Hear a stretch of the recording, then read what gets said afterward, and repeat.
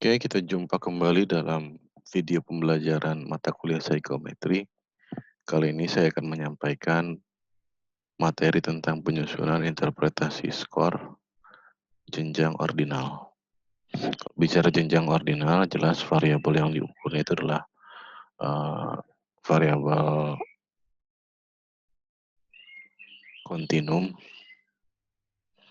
Nanti hasilnya itu akan berjenjang, ada urutannya, seperti skala ordinal. Sebagaimana layaknya skala ordinal. Jadi nanti ada yang tinggi, yang di bawah tinggi, misalkan sedang, atau ada yang rendah. Nah, itu kan adalah ordinal, walaupun di kode nanti tetap saja itu menjadi skala ordinal, karena ada tingkatannya. Nah, materi ini berkaitan dengan learning outcome yang kedua dan yang ketiga. Kemudian, eh, yang saya gunakan ini untuk penyusunan materi ini adalah dari Linda Crocker dan James L. Jaina. Kemudian, lalu bagaimana cara penerapannya? Penerapan jenjang ordinal ini. Nah, jenjang ordinal ini bisa kita buat menjadi 3, bisa 5, bisa 7, dan seterusnya. Namun, pada contoh ini saya akan satu saja yang saya akan contohkan. Nanti berdasarkan ini Anda bisa membuat yang 5, yang 3, yang 7, dan yang selanjutnya. Nah, lalu penerapan konsep statistik dalam penyusunan pedoman interpretasi skor atau norma dalam jenjang ordinal itu bisa kan kita buat menjadi beberapa kategori. Bisa tinggi, rendah, sedang, bisa sangat tinggi, tinggi, sedang, kurang, kemudian sangat rendah, dan sebagainya. Nah, formulasinya adalah kita gunakan konsep statistik deskriptif, yaitu tentang standar deviasi dan mean. Nah, orang dikatakan tinggi kalau kita buat tinggi, misalkan X, orang itu dikatakan memiliki skor tinggi apabila X itu lebih besar dari mu plus 1 SD atau standar deviasi. Dan rendah antara mu dikurangi 1 SD sampai dengan mu plus 1 SD.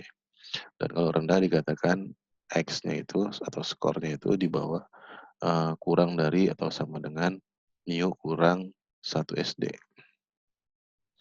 Nah, untuk penerapannya, cara membuatnya, saya akan share berikut ini. Nah, ini ada data yang terdiri dari 8 item, kemudian yang 8 item ini ditempuh oleh 180 orang. Nah, untuk penyusunan pedoman interpretasi skornya berarti skor dari ke-8 item ini kita jumlah sehingga dapat seperti ini. Ini adalah nilai X-nya. Kemudian kita hitung rata-ratanya atau mean-nya. Rata-rata formulasinya adalah average. Kemudian kita masukkan data skor total ini. Kemudian kita hitung juga standar deviasinya. Formulasinya adalah STDEV. Kemudian setelah didapatkan masing-masing, nah kita ingat formulasi ini, maka kita mulai susun mana yang tinggi, berapa sih batasan tinggi, berapa batasan rendah. Berarti ini kita kurangi saja desimalnya, misalkan sampai 0 desimal. Berarti orang dikatakan tinggi apabila 28 dikurangi 5. Berarti sama dengan 28 plus 5 berarti sama dengan 32. Apabila orang skornya itu adalah lebih dari 32, maka skornya dikatakan tinggi. Kemudian ini juga 32 berarti. Ini berarti 32, 28 dikurangi 5 berarti sama dengan 23. Jadi seperti ini. Ini berarti 28 dikurangi 5 sama 23. Nah, jadinya seperti ini. Orang dikatakan memiliki skor tinggi apabila nilainya itu atau skornya itu di atas 32. Kemudian dikatakan sedang apabila di antara 23 tapi lebih dari 23 tapi di bawah 32. Di bawah atau sama dengan 32. Nah, orang dikatakan rendah apabila skornya itu di bawah atau sama dengan 23.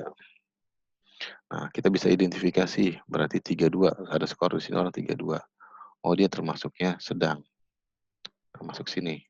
Kemudian 27 masuk sini. 27 berarti masuk sedang. Nah, kalau mau kita identifikasi secara mudahnya kita bisa gunakan rumus if di sini. If ini lebih besar dari 32 itu sama dengan tinggi berarti kan. Kemudian apabila di atas 23 if ini lebih dari 23 maka dia sedang. Maka jika di bawah 23 dia dikatakan rendah.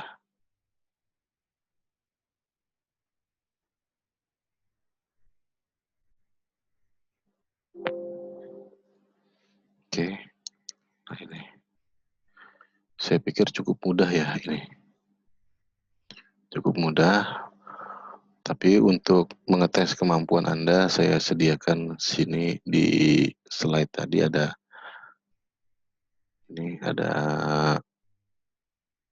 latihan untuk menguji pemahaman Anda atas apa yang telah disampaikan dalam video pembelajaran ini. Jadi di sini ada data. Ini nanti Anda susun ulang datanya ini satu baris menjadi satu kolom saja. Anda hitung pedoman interpretasi skornya. Bisa 3 jenjang seperti tadi, ataupun kalau Anda mampu bisa lebih. Oke, selamat mengerjakan. Terima kasih. Sampai ketemu kembali dalam video pembelajaran berikutnya.